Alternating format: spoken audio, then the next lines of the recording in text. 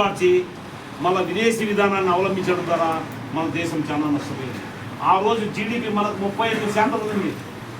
దేశం స్వాతంత్రం ఇచ్చినప్పుడు మన జీడిపి అంతా 35% ఉంది. అలాగే ఆంగ్లేయుల పరిపాలనలో 200 సంవత్సరాల్లో మనం జీడిపి 5, 2, 3 ఇప్పుడు పెరుగుకుంటా ఇట్లా వస్తుంది. 2014 మన దేశ ఆర్థిక పరిస్థితి 11వ ఆర్థిక పరిస్థితి ప్రపంచంలో. ఈరోజు నరేంద్ర మోడీ గారి ఆధ్వర్యంలో 4వ ఆర్థిక స్థితికి చేరుకున్నాం. జీడిపి చైనా జీడిపి కిందికి 10వ స్థానంలోకి పడిపోయింది. భారతదేశం యొక్క జీడిపి 4వ స్థానానికి వెళ్తా ఉంది. అలాగే 2026 వరకు సర్వేలు చెప్తున్నాయి రాబోయే 2 సంవత్సరాల్లోనే మన యొక్క ఆర్థిక స్థితి 2వ స్థానానికి చేరుతుందని ప్రపంచంలో. నరేంద్ర మోడీ గారి సారథ్యంలో స్వదేశీ యొక్క నినాదంతో మేక్ ఇన్ ఇండియా అయితేనేమి, మేడ్ ఇన్ ఇండియా అయితేనేమి, ఇందాక చెప్పినట్లు కియా మోటార్స్ కూడా మనకు సంబంధమే. మన దేశంలో ఉత్పత్తులు ఐఫోన్ తయారైనడుతో మనకు సంబంధమే. అది స్వదేశీగానే భావించాలి. ఎందుకంటే పార్టీ యొక్క నినాదము మనము WTO ఒప్పందంలో ఉన్నాం కాబట్టి, గ్యాట్ ఒప్పందాలు ఉన్నాయి కాబట్టి విదేశీ వస్తువులను అమ్మద్దు అనే దానికి లేదు పార్టీ పరంగా. అది వేరే స్వదేశీ జాగరణ మంచు RSS వాళ్ళు చేపడతారు. మనకు సంబంధించిన సబ్జెక్ట్ కాదు. మనం మాత్రము made in India, make in India ఈ రెండు కూడా స్వదేశీ కిందనే భావించాలి. అర్థమైంది కదా సబ్జెక్ట్ క్లియర్గా. ఈ ఐఫోను CCTVలో తయారవుతుంది. అది ఏ దేశానికి అంటే మన దేశానికే సంబంధం. మన యొక్క శ్రామికుల యొక్క చెమట ఎక్కడైతే ఉందో అదంతా కూడా స్వదేశీనే.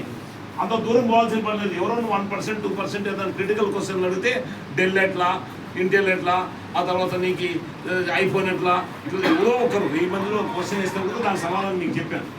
దాని దూరం పోకూడదు. ఇంటికాడ సబ్బుతో మొదలుకొని టూత్పేస్ట్తో మొదలుకొని మనం రోజు నిత్యావసరాలకు వాడతాం.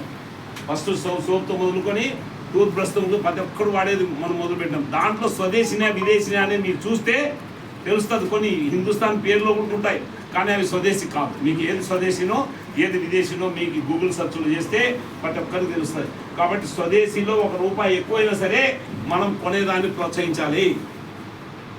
సపోజ్ డాబర్ ఉంది, పతాంజలి ఉంది, టాటా స్కై, అవన్నీ కూడా విదేశీ దేశంలో స్వదేశంగా తయారు చేస్తున్న వస్తువులు. కాబట్టి దానితో మనం ఎవరికి బ్రాండింగ్ అంబాసిడర్ కాదు. అన్ని స్వదేశానికి మనం బ్రాండ్ అంబాసిడర్.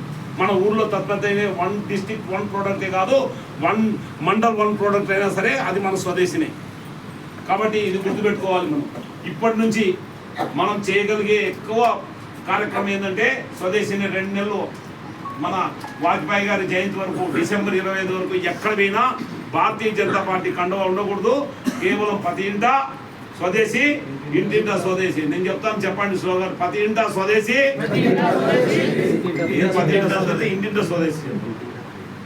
ప్రతి ఇంట స్వదేశీ, ప్రతి ఇంట స్వదేశీ. ఎక్కడ పోయినా మీరు మండలాలకు పోయినా, ఇక్కడ నుంచి మండలాలకు పోయినా, ఎవరైనా పరిశీలనకు పోయినా సరే ఏం చెప్పించాలి?